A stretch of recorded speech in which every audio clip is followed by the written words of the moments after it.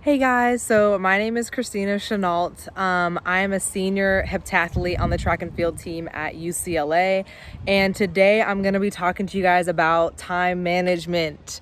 So I think this is super important to develop, not only in high school, but I think it's the biggest thing and skill set I've learned as a college student athlete, period.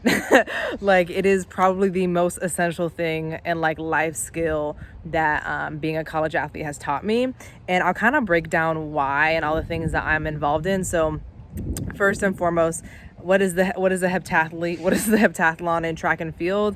I do 7 different events within track and field, and so that already itself takes a lot of time. And so my practice is usually from about 1 p.m. or so until 5, and then from 5 to 6 I usually have weights every day. And then also prior to my 1 p.m. Start time for practice, I usually have to be in the training room to get my ankles taped because your girl's getting a little old. So I think it's just like super essential to take care of your body too as a college athlete. You can't just go out there and practice. So that's something that I usually go in at noon. So really from noon to 6 p.m. I'm working out or doing something athletically related during that entire time.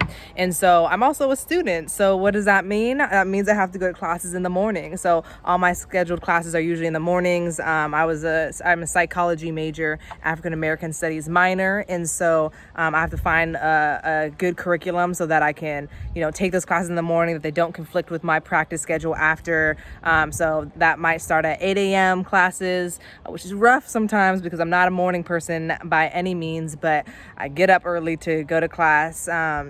So making sure I hold myself accountable, go to class in the mornings from usually 8 to 12. And like I said, by 12, I'm hitting the training room, getting some quick fueling in our fueling station, some lunch, some snacks.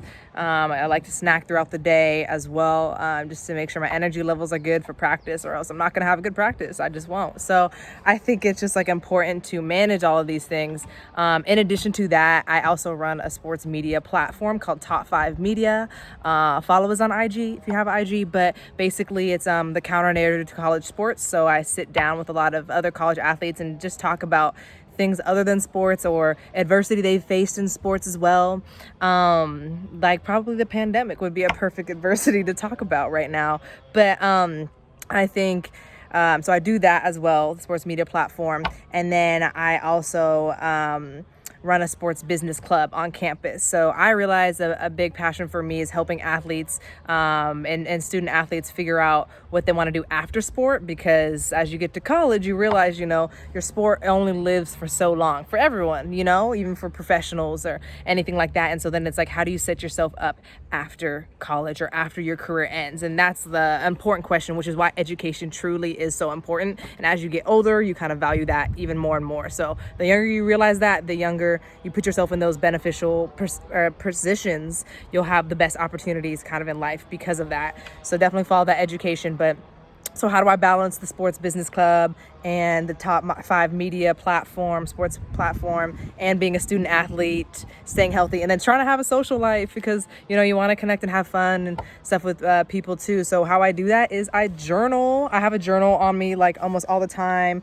or it's like kind of like notes/journal. So I'm always taking notes. I have a calendar on me. I also have my phone calendar. So immediately when I figure out appointments, I put it on my phone because I almost always have my phone. So I don't forget. So sometimes I'll put it on my phone and in my like written down calendar. Calendars are crucial, crucial, I swear. So that's super important. Usually in my calendar too, for my daily goals, I'll put like 3 priorities I have for the day. So these are like non-negotiables. Like I need to make sure I get this done, right? So I have those 3 goals for the day. By the end of the day, I can look, did I do them? Did I not? What didn't get done? At least as long as I got my 3 main things, I'm usually solid, because you can't always get to necessarily everything you want to do. Whether it's like, I also want to hang out with friends. And sometimes in college as a student athlete, you don't have time to do that every day. So you really have to figure out your own priorities, what your goals are, to make sure you're kind of being progressive with everything that you do. So I think those are my main tips for you guys right now.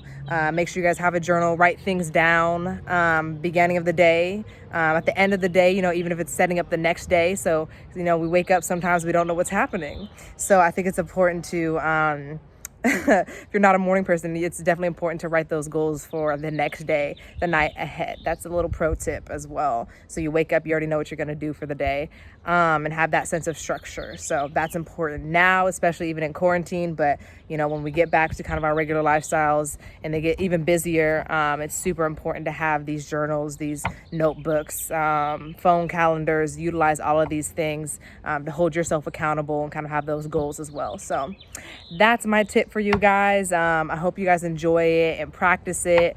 Reach out if you have any other questions, but stay positive, stay productive, and create yourself a schedule, and we'll all be all good.